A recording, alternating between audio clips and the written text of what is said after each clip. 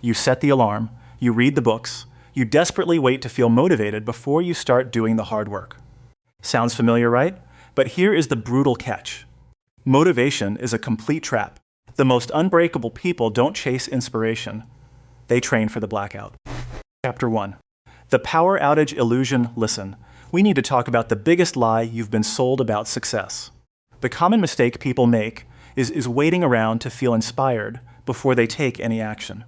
You wake up, you don't feel hyped, so you hit the snooze button and tell yourself you'll start tomorrow once you feel more motivated. Instead, here is the exact, easy action you need to do. Stop relying on motivation and start relying on discipline. Let me give you a visual. Think of motivation like the electricity in your house. When the power is on, it is amazing. The lights are bright, the TV works, everything is easy. But motivation is completely unpredictable, and it will only hype you up for about 48 hours. When that power inevitably goes out, nothing works. Discipline, on the other hand, is like a heavy-duty inverter or a backup generator during a power cut. It kicks in and backs you up on the days when your motivation is completely gone. Here is how your mind actually works on a practical level. Your brain is biologically lazy. It wants to save energy. When you rely on motivation, you are asking your brain to feel, like doing hard work, which it naturally rejects. Discipline bypasses your feelings completely. It trains your actual identity. Discipline is simply when you go to the gym, even when you hate it. When you write, even when it is messy, and when you keep your promises to yourself, even if nobody is watching. No matter your mood, discipline keeps you moving forward. Chapter 2. The brutal truth mirror. We all have things we want to change, but a silly mistake people typically make is making excuses and blaming their circumstances. You blame your parents, you blame the economy, or you tell yourself your situation is just harder than everyone else's. You live in denial because denial feels incredibly safe, but it actually just keeps you stuck. Instead, here is the exact, easy action to do. Stand in front of the accountability mirror.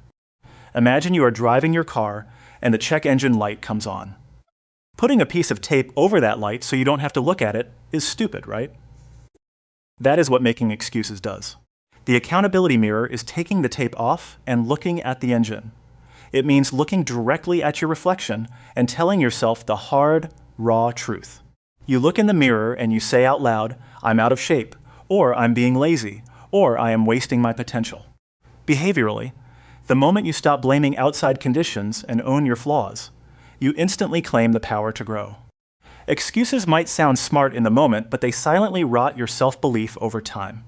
Facing the mirror stings at first, but radical honesty is the mandatory first step to taking responsibility.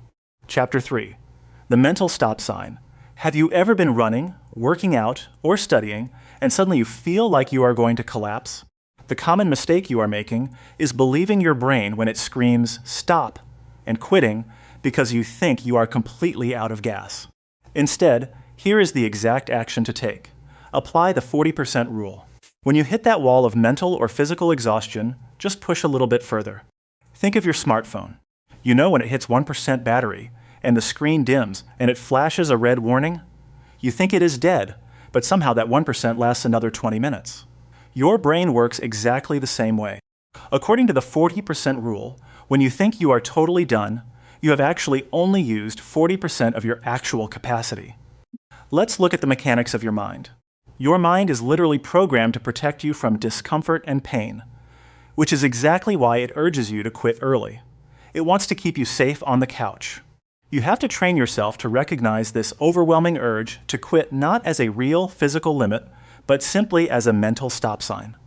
If you just acknowledge the stop sign, ignore it, and keep driving, you will realize you have massive amounts of fuel left in the tank. Chapter 4. Call using your brain look around, and you will see that society is obsessed with being cozy. The mistake people make is actively seeking comfort and running away from pressure. You take the warm shower, you avoid the hard conversation, and you choose the easy route because you think life is supposed to be easy. Instead, the easy action you need to start doing today is callousing your mind by doing hard things on purpose. If you have ever played the guitar, you know that the strings hurt your fingertips at first. But if you keep playing, your skin builds thick calluses, and the pain completely disappears. Your mind works exactly like a muscle. The more resistance it faces, the stronger it gets. You need to build mental calluses. How do you do this practically? Take a 30-second cold shower every morning. This isn't just about getting cold. It is undeniable proof that you can do hard things first thing in the morning, beating your own hesitation. Say no to one comfort today, like the snooze button, junk food, or Netflix. Speak up in a meeting. When you intentionally embrace small discomforts on purpose, your mind stops running from new challenges. When you actively choose the hard path, life's pain simply doesn't scare you anymore. Struggle doesn't equal failure. Struggle equals training. Chapter 5. The mental cookie jar.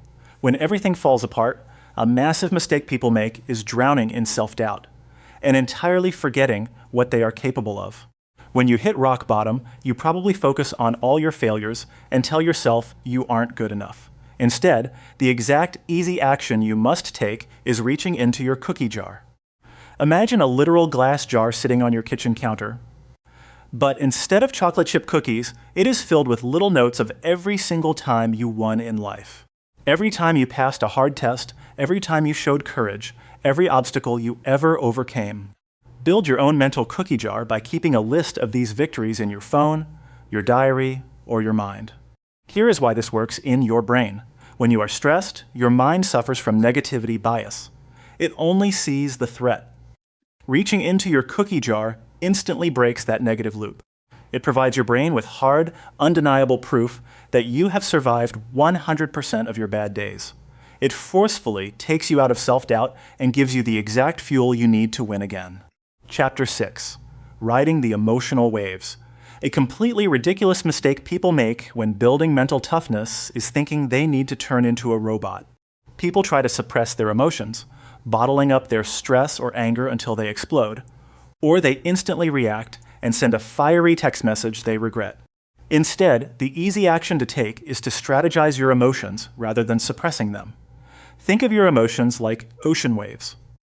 If you stand in the ocean and try to punch a massive wave to stop it, you are going to get destroyed.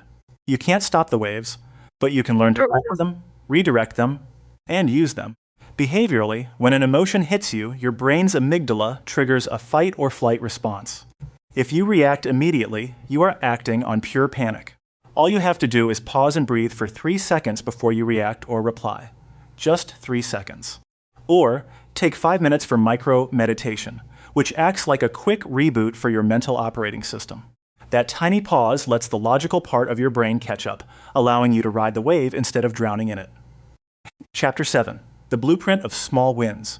We all have massive dreams. But the common mistake people make is staring at the top of a giant mountain, feeling completely overwhelmed by how far away the peak is, and deciding not to climb at all. You set a goal to lose 20 kilograms or run a marathon, and because you can't do it in one day, you paralyze yourself. Instead, the exact, easy action to take is to focus exclusively on the power of small wins and celebrate those tiny milestones. Think of it like climbing a ladder. You don't stand at the bottom and try to leap directly to the roof. You would break your legs. You just look at the very next rung, step on it, and repeat. Break your giant goals down into tiny daily checkboxes. Focus only on finishing today's run, doing a set number of push-ups, or writing one paragraph. Mechanically, every time you check a box on your to-do list, your brain releases a hit of dopamine, a chemical that makes you feel good and want to do it again. These completed tasks act as mini rewards. By celebrating small victories, you trick your brain into building unstoppable momentum. Consider the story of Arnold Schwarzenegger. He was born in a small village with no money and no English, but he didn't try to become a Hollywood icon on day one. He just started lifting weights at 15. He focused on the daily discipline that scares excuses, and those daily small wins turned into 7 Mr. Olympia titles, a Hollywood career, and becoming governor of California. Wiser, sharper, stronger. After every failure, mentally strong people just ask, "What did I learn?" and take the next small step. Chapter 8. Finding your deep roots. If you want to be unbreakable, the final mistake people make is having a weak, surface-level reason for why they are doing things. You say, "I want to get fit," or "I want good grades," and expect that to carry you through the brutal days. It won't. Instead, the exact action to do is to figure out the deep, undeniable power of your why. Imagine a massive tree in a storm. If the tree has shallow roots, the first strong wind will blow it over. If the tree has roots that go 30 feet deep into the earth, it can survive a hurricane. Your why is your root system. You have to dig deep. Why do you really want to get fit? Is it to stay healthy for your kids, to genuinely enjoy your life, or to feel true confidence in yourself? When the alarm goes off at 4:00 a.m., your brain is going to demand a logical reason to get out of a warm bed. If your reason is, I want to look nice, your brain will tell you to go back to sleep. But if your reason is deep, personal, and tied to the life you truly want, you will get up. Keep that deep reason front and center when things get tough. You are not weak, you are simply in training. Comfort is a trap. Every time you choose discipline over ease, you take one step closer to becoming unbreakable. Rise and become the kind of person that even fear fears. And hey, if you like this video, don't forget to subscribe and hit that like button. Also, let me know your thoughts on what I just shared.